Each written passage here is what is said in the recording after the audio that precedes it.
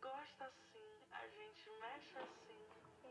Mas na verdade vou dizer a ti, sou brasileira assim, americana assim.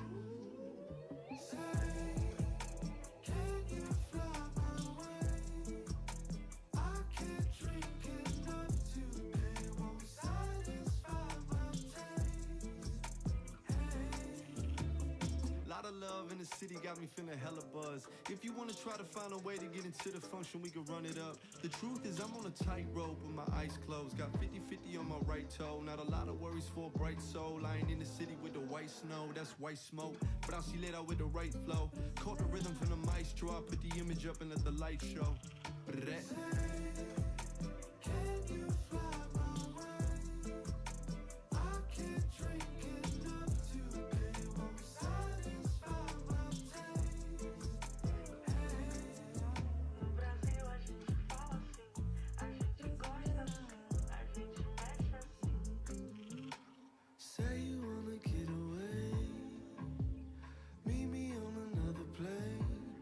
When you speak to me, it's Greek to me. So, baby, let me set the stage. Say, can you fly my way? I can't drink enough today. Won't satisfy my taste. Hey, say, can you fly my way?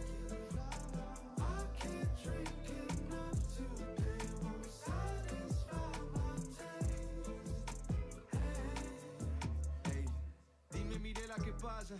You got the flow with the bossa. I put it on for my hustle. Linda camina descalza. Pasémosla rico junticos. Suave, dulce, dame piquitos. Listo, échale todo de mix. Pois se faz assim na América. Pois se hace assim in America. Said it goes like this in America. Alright, we good.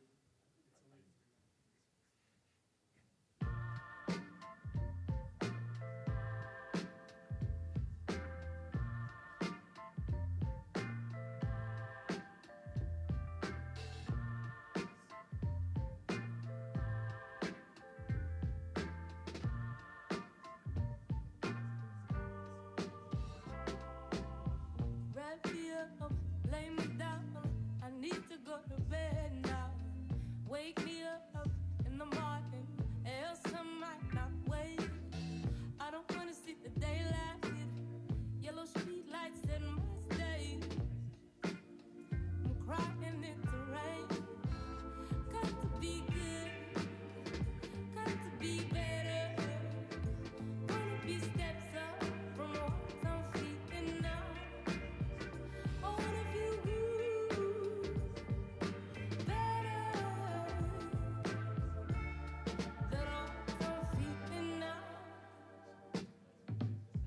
Everyone's in agony.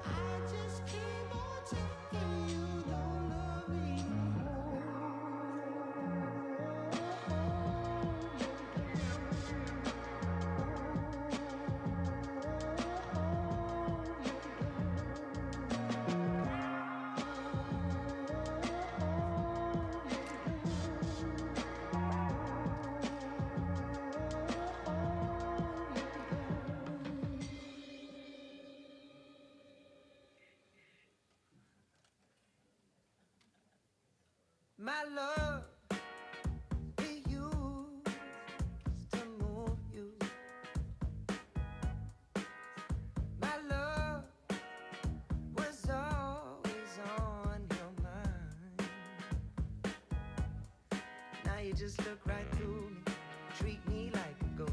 So you don't need to tell me that you already let go of my love, my love. Oh, 'cause I know I don't get you high no more. You don't need me like you need. Hello, hello, welcome. We would like to start by saying thank you for being here tonight and thank you for your patience with our delay. And we want to welcome all of our entertainment business students who are here present today. We welcome you and we welcome our guests. We'll be talking to you here in a moment. And we also want to especially welcome our online community, those who are watching this live stream right now, and those who will be watching the live stream that's not going to be so live later after it's recorded and it's sitting on YouTube. We welcome you as well, and we hope you enjoy tonight's interview and Q&A with our guests. And I want to, I'm going to be reading from notes tonight, so you'll have to forgive me for that. But I should know all of this by heart because Kayla and I go way back. Here, we started together here at the LA Film School. I was her instructor in one of her very first classes here in the entertainment business program. And so fast forward all these years later, and here we are. So I should know all of this by heart, and I probably do, but I'm not going to chance it because I don't want to botch it up. But Kayla is the founder of FITC Entertainment, and we'll talk more about that in a moment. She began her career as a self-taught photographer in the Midwest, and she and I are both from the Midwest, so we have a lot in common in that way. We're both crazy. She's best known for her work as an assistant director and co-producer in both television and film for productions including Finding Miles and Some Things Private on Amazon. She is a member of the AAPI community. And then in 2007, her career took a little bit of a shift, and she began to work in the South Korean industry as a photographer and an artist manager, and that's kind of the launch of where she's at today and what she's been doing for the last several years, which we'll be talking about here in a few minutes. And so currently, Kayla manages the South Korean punk band Mary ShaDay, and she splits her time between Seoul and Los Angeles. So we just want to give a great Los Angeles Film School welcome to our EB alum from 2020 graduate, Miss Kayla. Come on up.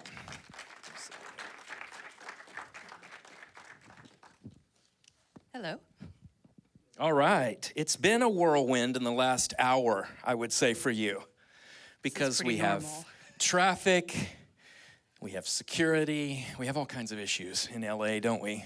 Yes, we sure do. It wouldn't really be LA without issues, I would say. Yeah.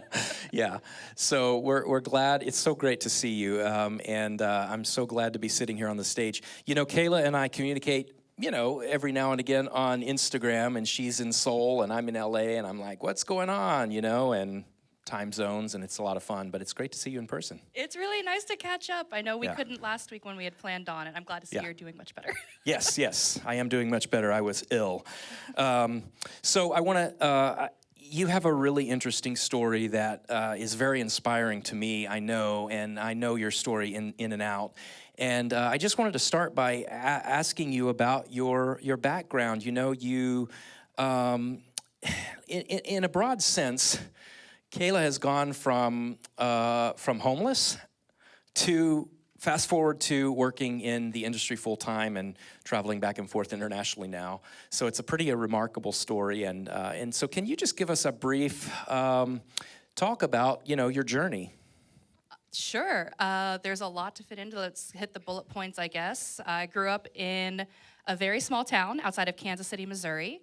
I am the second oldest of 15 kids. So that's an adventure. I don't think I knew that. This interview's over. No, I'm kidding. I'm kidding. No, go ahead. Yeah, so I'm the second oldest of 15 kids. I am the only one to make it outside of the Missouri and Kansas area. I grew up on a farm, learned how to drive on a tractor. I was essentially one of the darkest people the entire town had ever seen, a population of 500 people. So I never really quite felt like I fit in there. And seeking that sense of belonging was really what kind of led me to leave. And so I've just been kind of on that journey ever since. I moved to Los Angeles in 2013 just before I turned 23 years old, and I thought I had it all lined up. I had the job lined up, working at a chain restaurant. Yay me. After I briefly lived in Oklahoma for a couple of months. And I had the apartment lined up. Everything was golden. I showed up, and I walked in like, hey, my name's Kayla. I'm supposed to be starting here tomorrow for work. I'm here for my orientation. Like, oh, you don't have a job here. So first day I got here, I didn't have a job. And I went to go check into my apartment. No one ever got back to me. They took my deposit and dipped. So I was out here with $2,500 to my name, 2 purple totes, and I started living at an extended stay hotel in Glendale. So much so that I still have the number 8271 emblazoned into my brain, because if I didn't make $82.71 a night, I didn't have a place to stay. So there were many nights where I had to choose, do I want to sleep in a room or do I want to have food? Needless to say, I lost a little bit of weight while I was here. But I started working doubles, worked incredibly hard. I was a radio host for 2 years before I moved to California, and that was really what kind of was like, you know what, I kind of like this. This is fun. And I had done some photography randomly. I grew up listening to alternative music, and in 2011, right around the time I turned 21, I was also homeless at that time, but again, I would have rather been homeless than stay in my hometown. It was pretty rough. But I was like, I'm gonna take my chances. If I can land 6 months in LA, I can handle any amount of time, anywhere. So I had done photography, freelance off and on, in the alternative rock scene for a few bands like All Time Low, Good Charlotte, Simple Plan, and I absolutely loved it. Got into radio, and I was like, yeah, this is the vein I want to be in. I want to be in entertainment. So I had come out here with everything lined up, ready to grind it out, ended up homeless for a year, started working part-time jobs, just getting through, really, and trudging through up until 2016, I believe, and I was ready to call it quits. I had been here for 3 years. I had managed to get an apartment. I'd managed to get a car, and I was just really beginning to feel beaten down because I'd worked so hard for 3 or 4 years just to try and get my feet on the ground and to be able to stand on them, and started having some family issues back home. So I was like, maybe I should just go back and be with my family. Even though I hate it there, they need me more than really anything here, and I was ready to give up. But 3 days before I was leaving, I was working at a retail store, and one of my coworkers was like, hey, Kayla, I know you're getting ready to leave. I actually have an extra ticket to Ellen DeGeneres on Tuesday. Would you like to go with me? So I was like, sure, why not? I mean, I ain't gonna do anything on Tuesday. I'm leaving 3 days after that anyway. So we went, and I actually ended up being pulled on to the Ellen DeGeneres show, and she gave me a check for $10,000. So I decided to use that money, and I ended up here at LA Film. I applied all that money towards my tuition, and it was the best decision that I've ever made because a couple of months after that, my second class, it's when I met you, got pulled onto Something's Private, finding Miles at that point, just as a location scout.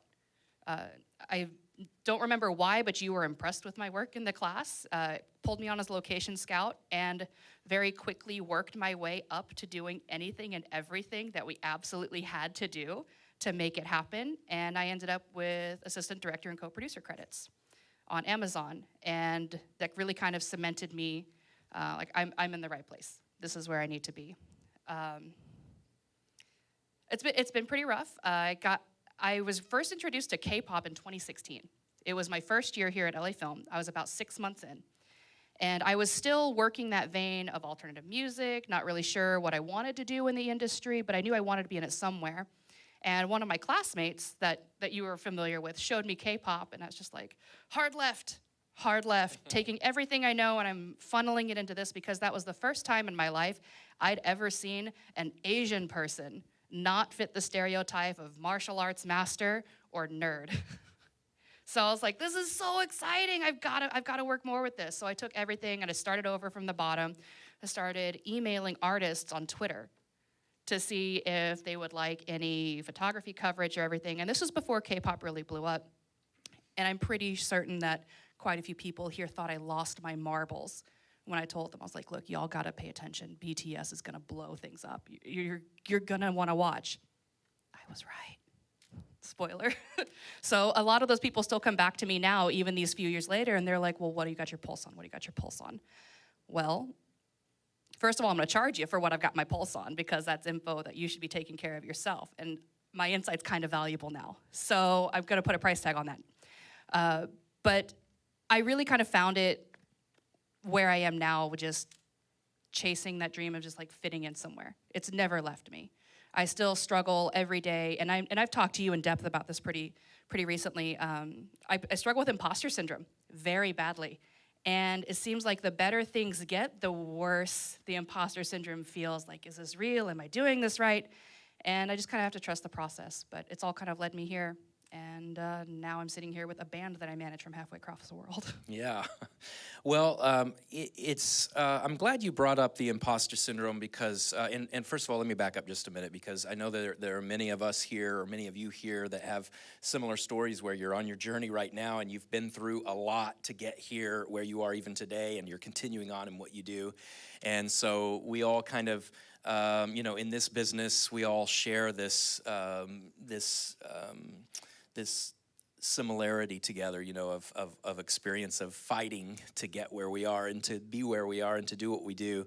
So it's really inspiring to hear you, tell your side of that story as well. And I know that a lot of our students can relate to many of the things you've said. Now, we could say that Ellen DeGeneres has sponsored this student through LA Film School, but that's not really what happened, so.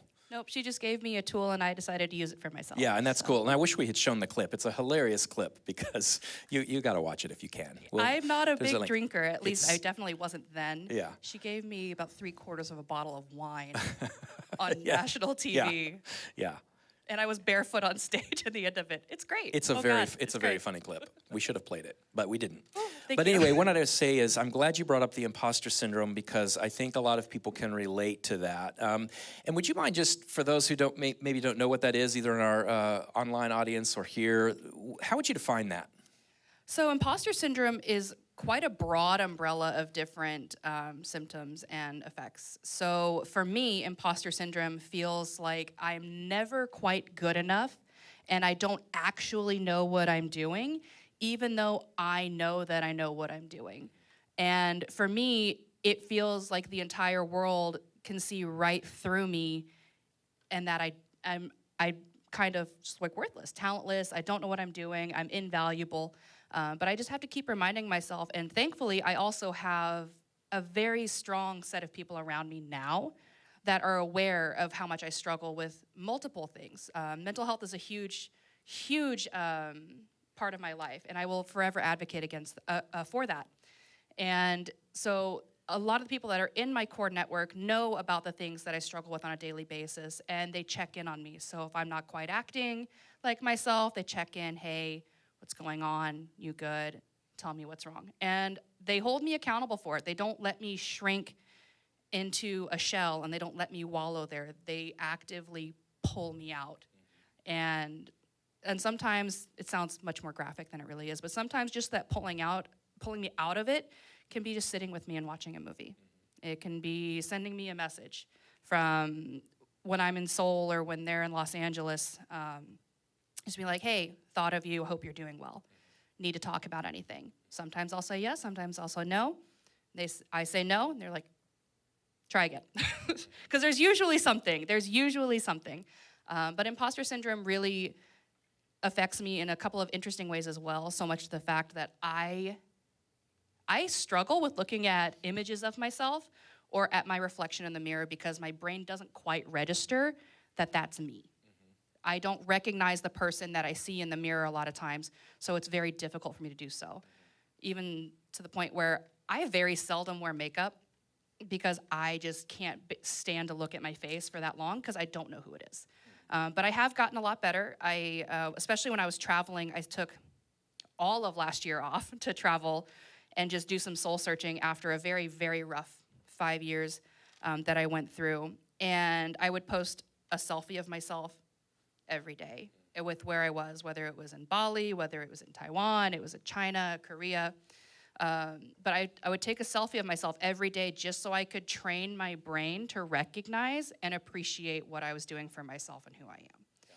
So, yeah. It's a rough one. It's a rough one. And whether it's a large or a small case, it's still valid. Yeah. It is still valid. Well, I know, don't look behind you, by the way, Haven't. because there's a large picture of you on the screen.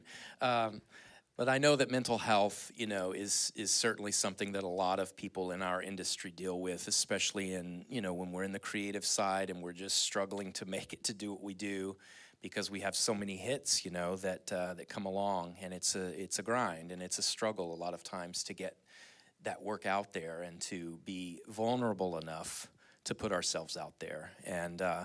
And so I appreciate you sharing that with us tonight and with our online community, because I know that it's something that we all need to be reminded that it's real and it's there, and we have tools. And so what I'm hearing you say is that one of your tools is to surround yourself with the right people who are going to just really be supportive. And how has that played out? Because I want to mention, that that's a hard thing to do too in this industry, where you have a lot of people who are clamoring to get past you. They're trying to knock you out of the way. But it's hard to find our tribe, and our people. So how have you been able to do that even in the last, say, year or so? Ooh, because I've watched you on Instagram, and I see that you have that support group now that you maybe didn't have a few years ago. You're correct. And then anyone that does know me for the last more than 2 or 3 years knows that I've had a very large shift in my close personal circle. Because I actually had a very close friend of mine know all of my insecurities and a lot of those things that tickle in the back of my brain about with my imposter syndrome, like I'm not good enough, I'm not skilled enough, why would anyone want to work with me? And then they voiced all of that and they put it out to other people, and they really confirmed all of those negative thoughts that I had. And thankfully, I had a couple of other people that I met here at LA Film. My tribe is very largely those that I met here at LA Film. I am so thankful for that. Because when it happened, I was able to lean on them, and they were just like, yeah, none of that's true. None of that is true, because if it were true, people wouldn't still be coming to you or reaching out to you and wanting to work with you on these things. And they reminded me, just because they don't understand why anyone would want to work with me, there are plenty of other reasons why other people in the industry do. And that's because I work my butt off. I do more than what is asked for me. And I do it with a smile on my face. It might be a stressed smile sometimes, but I still do it with a smile on my face. And I'm willing to do whatever it takes to get the job or the task at hand done. And I know that's something that even you yourself have told me that really stood out to you. And that's something that I really take pride in, is that I don't shy away from hard things. I kind of just, I'm one of the types where if there's a burning building, I'm likely to run into it instead of away. This is true. This is true.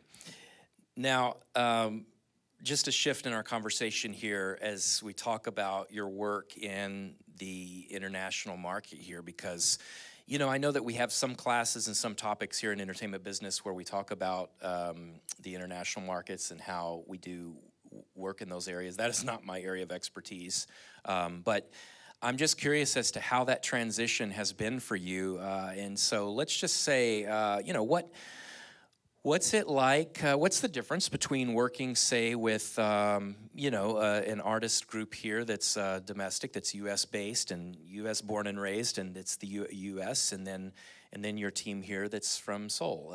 And what's the difference between those two groups, and how do you handle that? Oh, interesting. So I would actually say that in the mainstream marketing venue and in the mainstream media, it's very, very similar between K-pop for Korea and just American entertainment. It's very competitive. It's very marketed. It's very produced. It's very much made to spend money on. It's big budgets, everything like that. And for me, like I mentioned, I got my start as a photographer in the middle of nowhere, USA, doing photography. And I've worked with someone who was a former idol, and there was just a lot of red tape with that. And I'm not personally a fan of the way that a lot of those companies are structured. Granted, it works. If it ain't broke, don't fix it. There are a lot of things that do need to be fixed within that, but that's another that's another can of worms. I prefer to work with those that are definitely more in the indie scene because they have a lot more autonomy over what they can do, over what they want to do, the direction they want to go, and their own career. And so I absolutely, like I said, I took last year off, just kind of soul searching and bringing myself back to a functioning human being, really. And I had no intention of working with another artist. I found Mary ShaDay by complete accident through a friend of a friend of a friend of a friend of a friend, and a wild and crazy series of events. But when I saw them perform, it was at our friend's wedding. They had a concert instead of a ceremony, which was amazing. It was a lot of fun. Most of the people there don't remember it, but it's okay. It's a good one. But I saw them perform, and I got this feeling in like the pit of my stomach, like, they're fantastic, but I bet you they don't have a single business brain cell between the four of them. And I was correct. So I actually just kind of introduced myself to them. I was like, hey, I'm visiting from the States. I'm a photographer. Would you mind if I just came to a show, took some photos of you? Like, yeah, sure, why not? Went to a couple of shows, broke up a street fight. It was a good time. I was jokingly asked if I double as a bodyguard. I told them I'd double my rate. And a couple months later, I was brought on as the manager for Mary ShaDay. And that's the story. And it's a punk group, so there's going to be fights to break up. Yeah. It's going to happen. You got to anticipate them. Yeah. Well, we'll talk more to the band here in a few minutes, and we'll find out the real story. But I want to ask you one last question before we do that. And this has to do with the fact that you're a female in the entertainment industry, and I know that we have a lot of female students here in our entertainment business program, and also film students and music students here at the school. And just, can you talk to us a little bit about the challenges that you've faced in that way, and any advice that you might have for an up-and-comer who's, in this going, wow, I'm seeing, it's a harder struggle in ways. So can you talk to that for a few minutes? Oh, I could.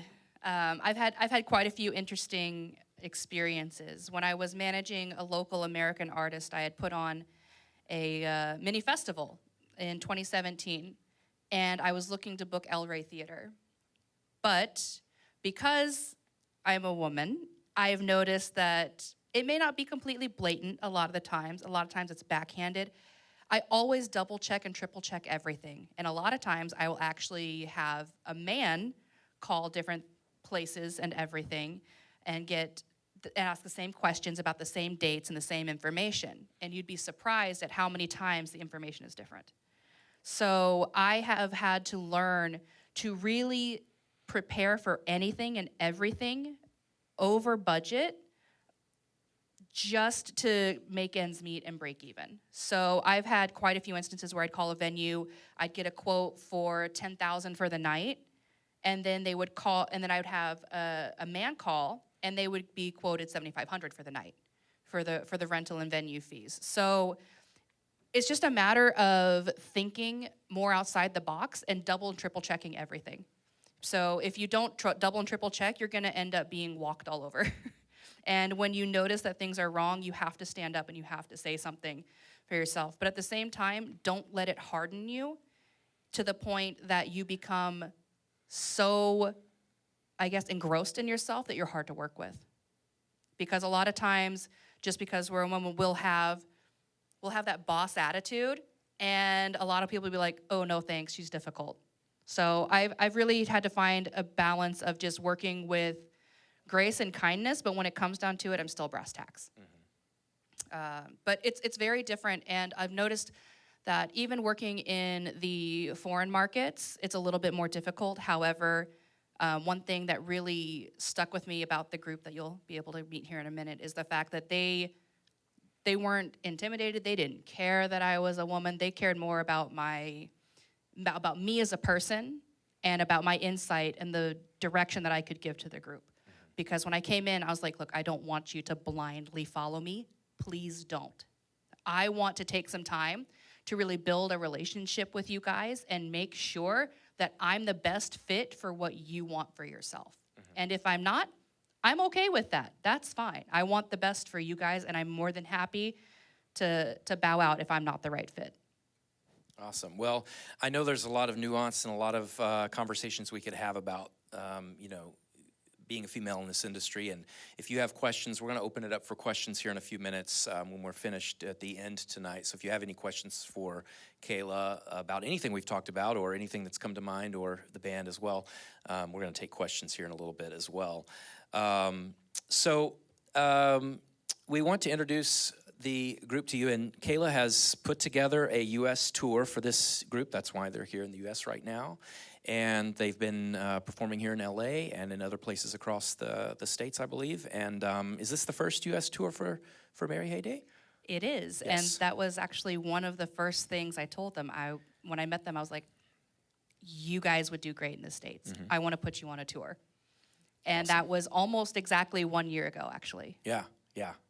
And I remember having conversations a year ago about such things. Now, do you, is this the end of your tour? Are you finishing up? You guys are flying back soon, or? It is. Okay. So Mary ShaDay will actually fly out tomorrow morning. Oh, wow. So this is the very end. This is the This is very it. end. All right. This is the very end. We just had a showcase last night in North Hollywood for a few individuals and some VIPs, family and friends. Awesome. It was a wonderful way to wrap it up. The tour did not go as planned, and I am perfectly okay with admitting that, and I'm perfectly okay with putting that out there, because I'm not about to sit up here and make it look like everything is sunshine and rainbows all the time, because a lot of the times I'm in the trenches, I'm in the mud, I'm stuck to my phone, and I'm handling a lot of things that no one else really sees.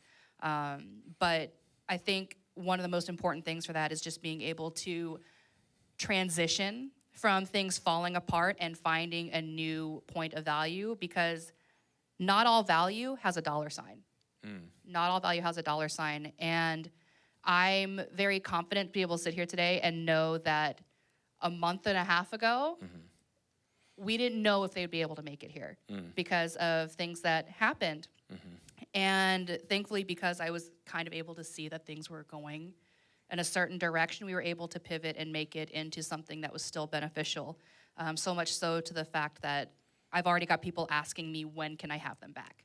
Great. So I'm really excited to see what this next year brings for them too. That's what we like to hear. So the key word is pivot, and I love to hear about the role of a manager, and there's so many unseen things that have to happen. And that's the manager's job, is to make it all happen and pulling those strings behind the curtain, right?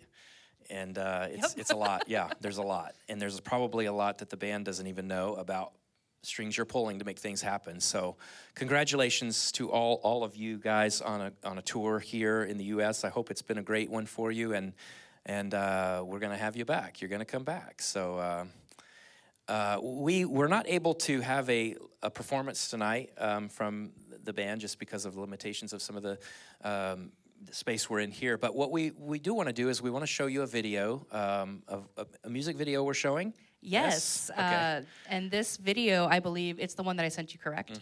Is pretty wild, because this video was specifically selected because, again, not all value comes with a price tag, right? The video that we're going to show you was made with a budget of basically $0. It was us saying, hey, we want to make this great video to all of their friends in Hongdae, and the only thing we provided was pizza and beer. So all of it was basically out of the kindness of their friends' hearts, wanting to put together a wonderful product for them. And this song features a lot. It's called Coming Back, and it features a few of the OG punk bands from Hongdae that they all grew up watching. Okay. And for one, there's a feature by an artist called Crying Nut. It was their first feature that they agreed to in over 5 years. But they heard the song, they all came in, and they decided to have this be their first feature in 5 years. So I'm very proud of them for that. So Awesome. Well, we're looking forward to it, so we can get a taste of Mary ShaDay. So roll it when you're ready.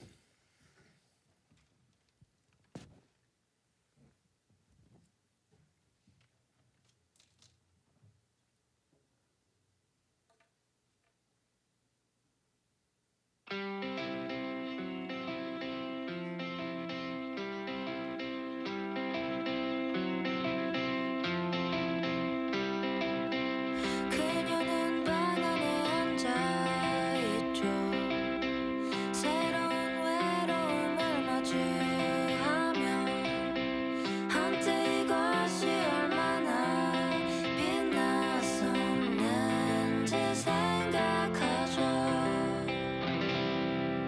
그러던 어느 날 한밤중에 들리지 않는 목소리를 내며 다시 굳세 내린 어둠에게 전쟁을 선포하죠.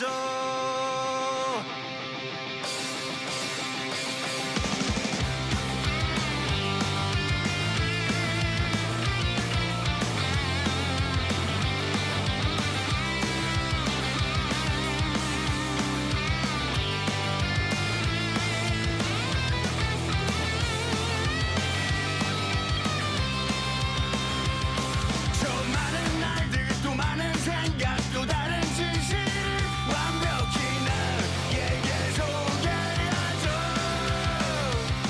수많은 추억 똑같은 갈증 너만의 향기가 영원히 나에게 지속되죠.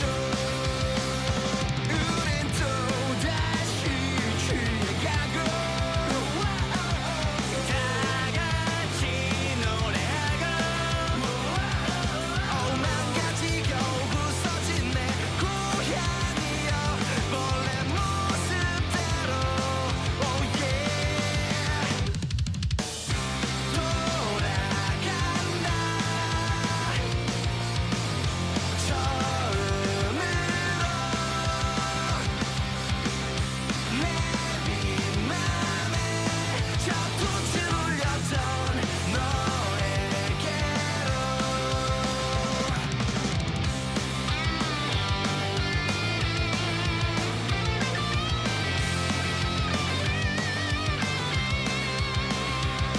저 많은 감정 또 다른 모험 빛나는 미래가 완벽히 우리를 초대하죠.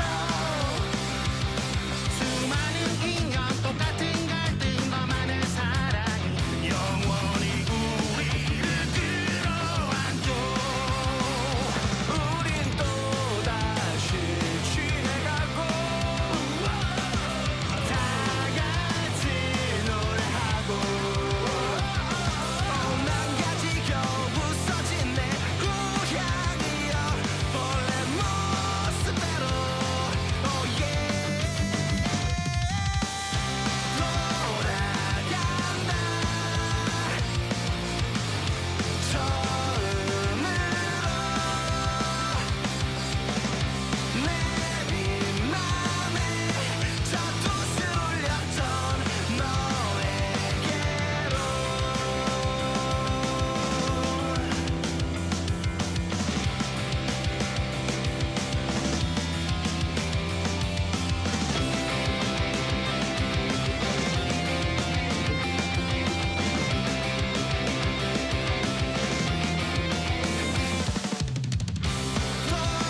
돌아간다 처음으로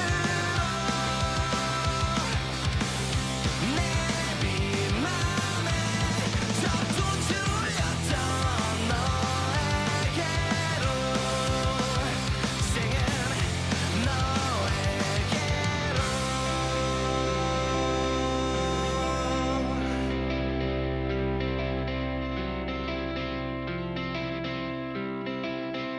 그녀는 방 안에 앉아있죠. 새로운 즐거움을 마주하며 지금 이것이 얼마나 아름다운지를 생각하죠.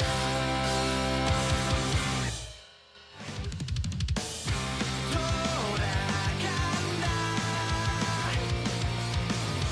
처음으로 내 빈맘에 젖도치 울렸던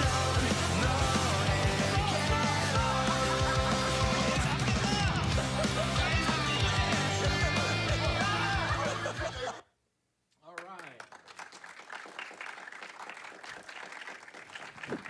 Okay, let's give a big round of applause for Mary ShaDay. Come on up. Come on up, guys. See where we're gonna land here. Yeah. Yeah, there we go. All right. We have an interpreter here for us this evening, and you want to step up to this mic, that would be great. Thank you for being here. And our interpreter has warned me that they may be a little shaky, so we'll take it slow. So, Kayla, we didn't have time to work on pronunciation, so I'm going to allow you, if you will, can you introduce the guys to us? I would absolutely love to. This is our guitarist extraordinaire, Hangil. This is our vocalist, rhythm guitarist, and lead man, JJ. And right there next to you, Clay, is our bassist, our youngest, and just all-around teddy bear. That is Dongjun. All right. Welcome. Well, welcome to the Los Angeles Film School. So I want to start with JJ. And JJ is our lead. He is. Yes, he is. Yes. Okay. And so I have to ask you, how is it working with Kayla? Be honest. It's okay. First of all, I'm not an English speaker. Yes. I'm trying.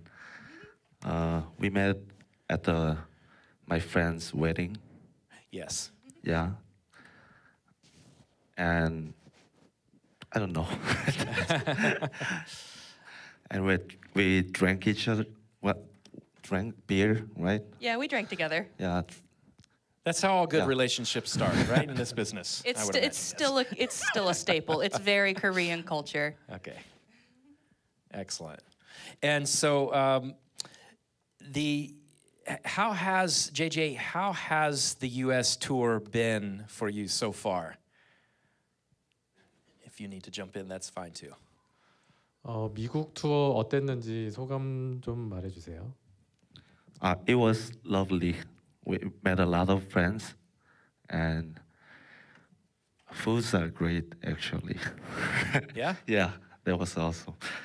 And it was I had a lot of unforgettable memories. Yeah, just like this moment. I'm a little bit nervous. Hi. He used to be used to crowds. They usually have purple hair sticking up, but it's. Kayla, you guys just got back. You were just in Texas this last few days, right? Yes, we were. Was there barbecue involved? It was more tacos that we got than tacos, anything. right. We definitely got some tacos, which Right. was fantastic. But we have been promised, and actually, Texas was arranged by a Lars alum. So everyone that spearheaded this tour is actually from the LA Film School. Oh, They're wow. all alumni. Wow. Whether it be logistics, booking, promoting, it's been all LA alum. Wow, I didn't know that. And he's promised us barbecue and cowboy hats next time. All right, there you go. We'll put that in your brochure, LA Film School. Okay, so JJ, I have one more question, and that is, if you need to jump in, feel free. You are the lead singer, so is there some sort of leadership or management that you feel is your role as the lead in this group? JJ 씨가 그룹의 리드 보컬로서 어떻게 그룹을 리드하고 관리하는지 그런 거에 대해서 좀 설명을 해주세요. Actually, I don't really lead anything. Actually, we doing our job together every time, like just teamwork. I'm just writing songs. Yeah, that's why they call me a leader, and there's no meaning, nothing. Yeah. Sure. Thank you. Yes. Well, if I want to ask another question, then a piggyback off of that for in writing and creating the sound, how do you find your inspiration to write music? 음악을 만들고 그 가사를 적고 할 때 어디에서 영감을 받으시는지 소개시켜 주세요. Experience, but if there's no experience, I'm watching movies. Okay. or video games, I'm just right. kidding. But sometimes it's true, but I have a lot of ideas. Yeah, because we had a experience of the LA or United States. Yeah. So it's gonna be awesome when I get back to Korea and writing new songs. Oh, nice. Yeah. So God bless the USA. So you're gonna get back and write lots of great songs. I'm looking forward to that. So Kayla, you're gonna have to help me with names, okay? Let me see which. Is it Hangul? Yes. Okay. Yes. Hangul. Yes. Hangul. Okay.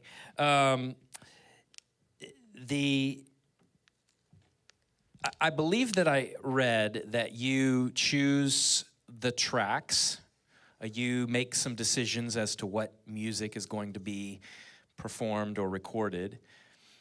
And my question is, how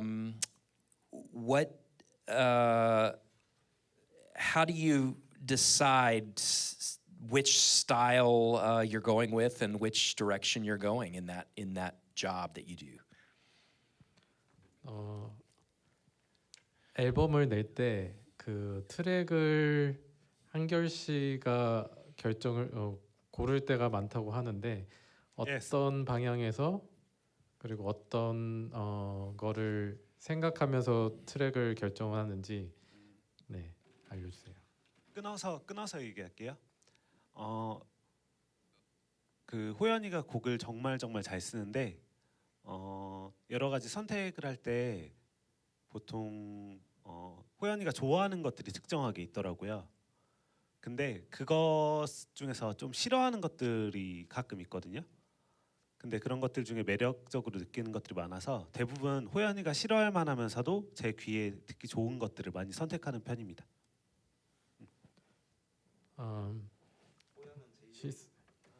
He said JJ writes a song really well.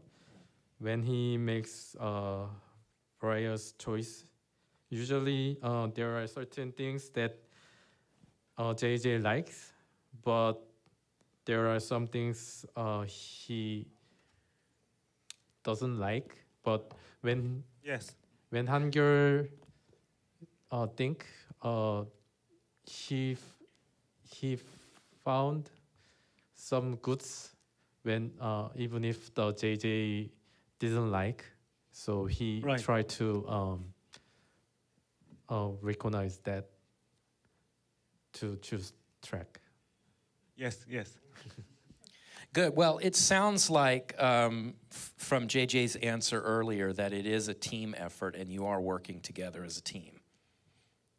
And you guys can understand some of the things I'm saying. Yes, a little bit. Kayla told me they can understand a little bit that I'm saying if I speak.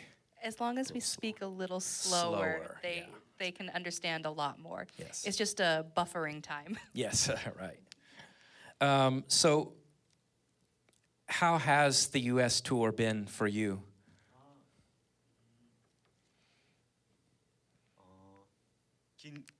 짧게 얘기하면 멤버들이랑 한 번도 이렇게 같이 오래 있어 본 적이 없었는데 이 경험이 저희 팀을 더 단단히 만든 것 같아요. He never been together with this member this long. He think this experience make them together and hardened. Right. Good. Mm-hmm. Closer and stronger. Wow, love that. Love that. And Dongjun. okay, Dongjun. I made my notes. Ooh, whoops, there went my notes. Thank you. So, tell us a little bit just about your growing up and when did you start playing bass and guitar and how young were you when you started and what's that look like for you? 성장에 대해서 성장 스토리랑 어떻게 베이스를 시작하게 됐는지 그리고 얼마나 나이가 얼마나 됐었고 그때는 어떤 모습이었는지 설명해 주세요. 우선 어렸을 때부터 처음 음악을 접했을 때가 락 음악이었어요. 그래서 밴드를 하고 있는 사람에게 가르침을 받고 싶었는데 그게 바로 JJ였고 JJ가 선생님이었는데 선생님이 선생님을 통해서 밴드를 시작하게 됐고 원래는 베이시스트가 아니었는데 선생님이 같이 밴드 하자 해서 베이스로 그 밴드에 너무 들어가고 싶어서 베이스를 시작한 지는 이제 5개월 정도 됐어요.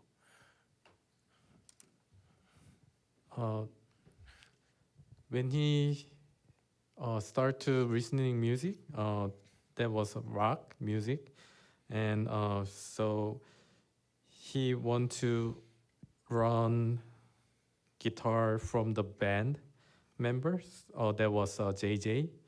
So JJ was his tutor to learn guitar. For the first time, he wasn't play the bass, just the guitar. But JJ asked him to start band together, so he start to play and learn bass. So he started the bass guitar about 5 months ago. Yes, Was 5 that months. right? Yeah, 5 months ago. Wow. How do you say that in South Korean? How do you say wow? 대박. Wow. Okay. That's amazing. So if you were to speak to someone young who was starting out and wanting to be in a band, like Mary ShaDay, what would you tell them are some of the challenges of being in a band?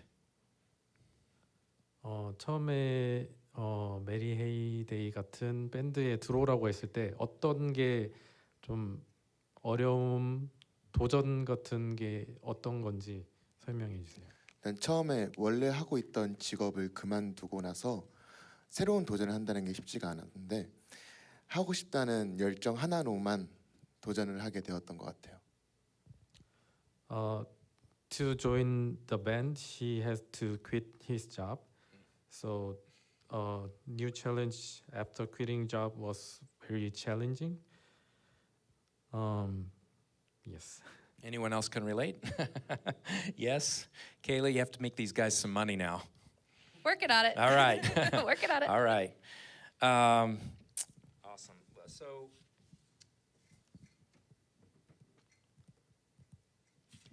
JJ, one last question for you. How has having a manager changed your band? That's a hard question. 지금 매니저가 어떻게 밴드를 바꿨는지 설명해 주세요. I don't know about the music business, whatever. I'm just making music, so I don't really know what's going on now. But so I'm just give her let us handling, right? He lets me handle everything. Yeah. Yep. I'm just playing when she dropped me. Yeah. And then hop on again. Yeah, that's my that's my work. Good. Well, that's very much the story, and we know that's the story, and that's the requirement for what we do in the entertainment business. Is we bring out the best, and we enable artists to do what they do and to thrive and put their music out and take U.S. tours and do all of the things that are required. So That's awesome. Well, thank you for being here. I want to open it up to you guys and give you an opportunity to ask questions. I'm going to repeat your question back for our listening audience because they can't hear you right now if you ask a question. So even if it's to Kayla, I'm going to repeat it back if that's okay, just so they know which question was asked. But if you have any questions for Kayla or any of the band members, feel free. And anybody want to jump in with the first question? Yes.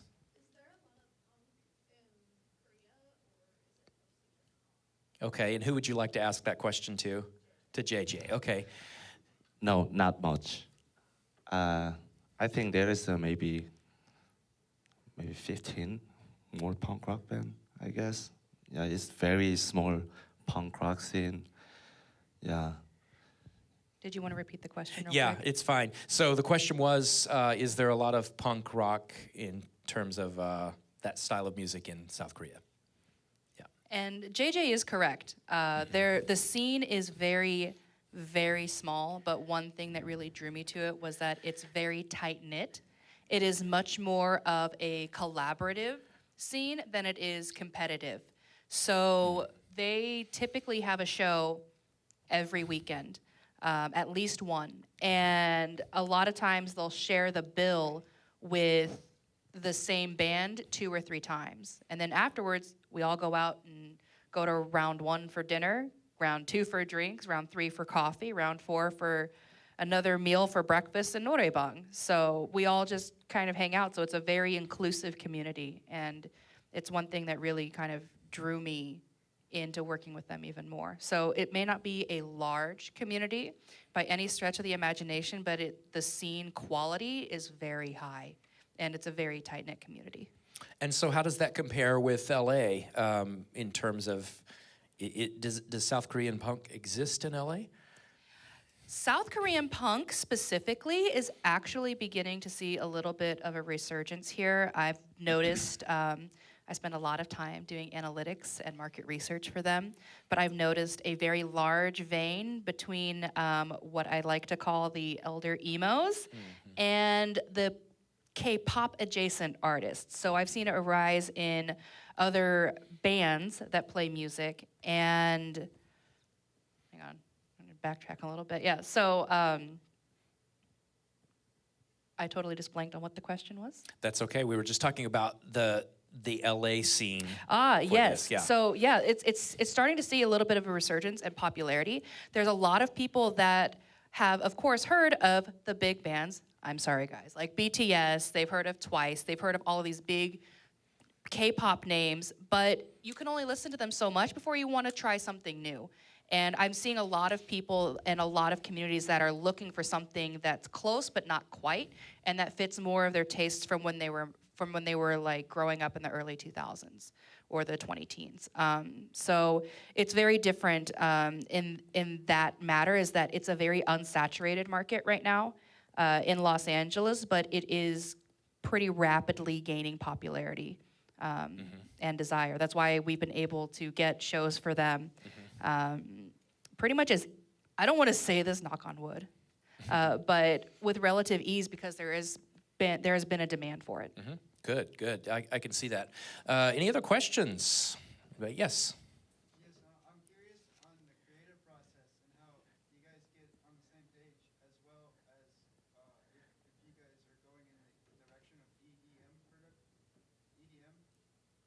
Right, okay. So the question is, how do you work together in creating your music? And also, are you heading in the direction of an EDM sound? Would that be a good way to say that? Can you ask that question?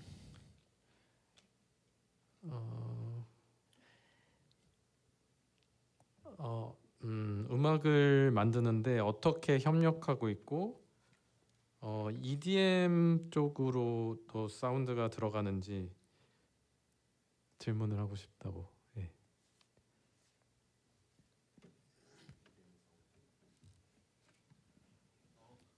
요거는 제가 그냥 대답하자면 사운드에 대한 제약에 대해서 얘기해 본 적은 한 번도 없었어요. 근데 저희가 추구하는 음악이나 이런 것들이 아무래도 일반 옛날 펑크 쪽에서 많이 오다 보니까 선택할 기회는 없었는데 그것을 아예 배제하면서 음악을 한다든지 그런 생각을 갖고 있진 않아요. 많이 그 열린 마음으로 펑크 음악을 대하고 있습니다.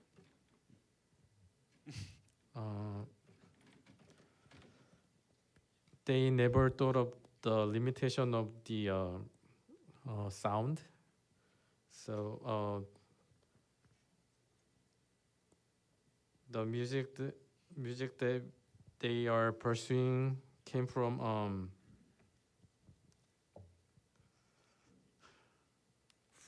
the old school punk.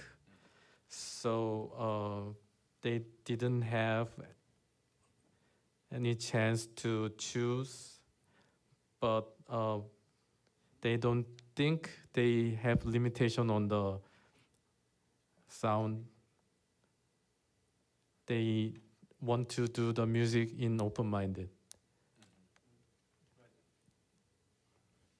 And I think I can see that with the video we saw, right? We can kind of see that's the direction. That's why you asked the question, right? Yeah, I can see that, which I think is really interesting and really exciting because you just have a big canvas to work with here. Great question. Anybody else? Yes, Rudy.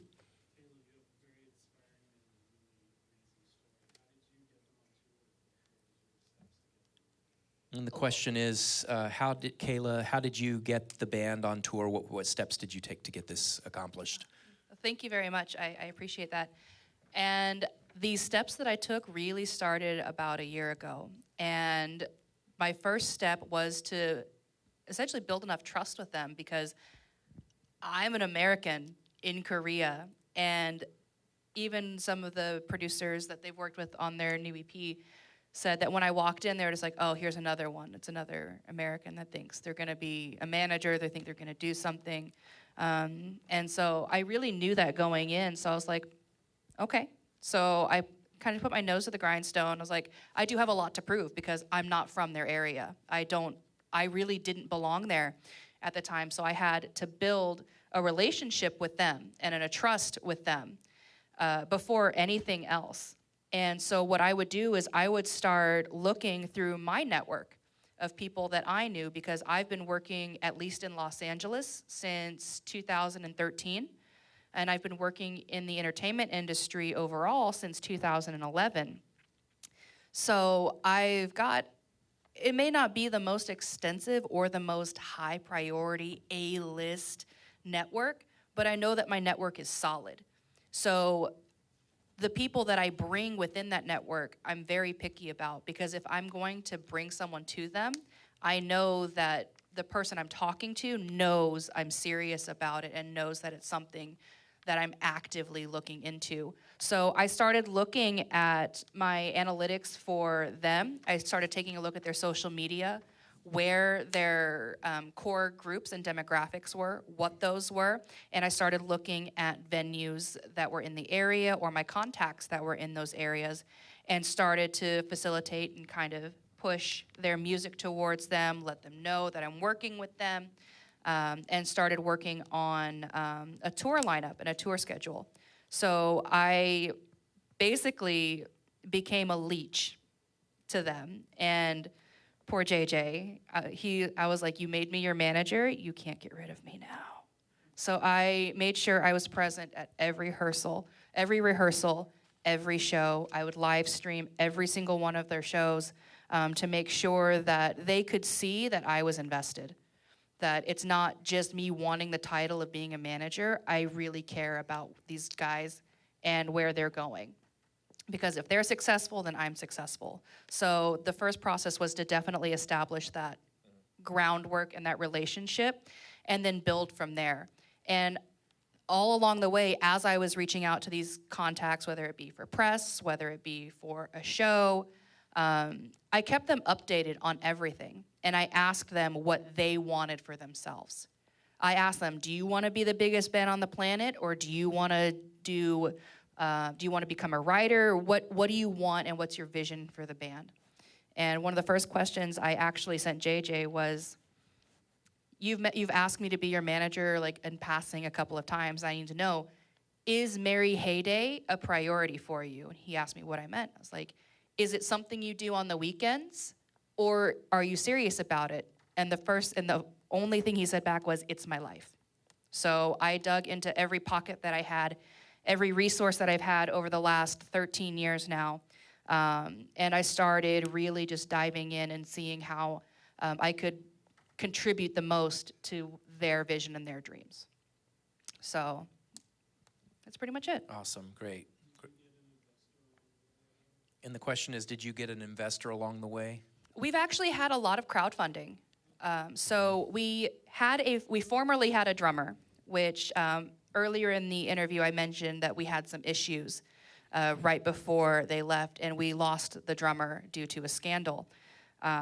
So I had to unfortunately pull from a lot of the shows that they were on because the whole thing happened 2 weeks before they were to fly out here. And that pivot that we talked about was, do we continue with the tour? Do we cancel the tour? And I left it up to them for them to decide the entire thing. As soon as we found out that the scandal broke, JJ had called me. I cleared my day and we all met at his apartment and we discussed the next move. So we discussed how we were going to approach it, how we were going to address it, and the steps we were moving forward. And the biggest thing was, what do we do about the tour? And I had told them I actually had a tummy rumble. Like I had JJ calls it my spidey sense. I had a spidey sense about it. So I was reaching out to drummers a week before everything happened to try and line them up because we were getting too close to everything going off without a hitch for another shoe not to drop. So I had already been talking to drummers and lining them up. And with 2 weeks before a month-long visit, they came in July. It was just impossible to find somebody who's available for an entire month to play all of these shows. So I dropped a good chunk of the shows, unfortunately. But we pivoted that into them being able to reconnect with family, them being able to network with other local artists, them being able to come to the school, learn more about me as their manager and kind of where I'm at. So yeah, that's pretty much it. We pivot. We pivot. But you know, there's a lot to be said for you as a manager, seeing the scandal unfolding before it unfolds and saying, okay, I'm going to be proactive and try to solve some problems before. That's a large part of it. We have time for just a couple of more questions. Yes. How do you split your time between LA and South Korea? Okay, and this question's for Kayla. How do you split your time between LA and South Korea? I got some good airline miles. I do spend a lot of time. I split my time largely almost 50-50 between LA and Korea. So I spend a lot of time flying and I come back and forth, really facilitating those relationships that I talked about. So when I'm there, I'm actually freelancing online because a lot of times visas are very difficult to get in Korea, and sometimes when you go in, you're able to work, sometimes you're not. It just depends on the visa that you have at the time. So a lot of my work consists of freelance consultation, editing, just resourcing online, and then I'll come back and I'll work some events and everything here in California while they're doing their thing. A lot of time it's been a year, but I'll strategically plan it to where they're usually in the studio or they're in their creative writing process for me to come back and split my time between them. But I'm actually looking to be a little more permanent in Korea by getting my master's degree coming up this spring. So. All right, fantastic. Yeah, that's a long haul flight. It's hard. Okay, and I think we got time for one last question. Yes. It's for the band. Do you see, like, your person that inspired you to get into music, do you see yourself like them or something different? So the question is for the band, the groups or people that have inspired, the bands that have inspired you. Say the last part of that again. Do you see yourself a reflection of those mentors or those influences, or do you see yourself completely different artistically? 밴드를 시작하면서 영감을 주거나 영감을 받거나 이제 멘토 같은 밴드들이랑 비교를 했을 때 비슷하게 가고 있는지 아니면 전혀 다른 모습을 하고 있는지가 질문입니다. I don't want to be just like them, but I want to do what they did. Yeah, it's a simple answer. When you say you want to do what they did, you want to be successful in the same way? Yes. Yes, I think so. Okay, right. How about you guys? Any other ideas on that? Anybody else want to speak to that? 저희끼리는 자주 얘기하는 얘긴데 누군가를 쫓아서 하는 거는 펑크가 아니라고 해서 That's not punk. 그래서 저희는 누군가를 쫓아서 한다거나 이제 모티브를 갖고 하진 않아요. 단지 좋아할 뿐. They talked about this many times. So for the punk band, following somebody is not punk. So they don't have any copy. They don't do any copy or follow them. Just they like the old punk bands. 예. 그러니까 이 말이 뭐냐면 이제 훌륭한 펑크 밴드들은 한 번도 누군가를 따라한 적이 없기 때문에 그들처럼 되기 위해서는 이제 그들처럼 따라하지 않는 게 중요하다고 생각은 해요. 그러려고 노력하고 있습니다. So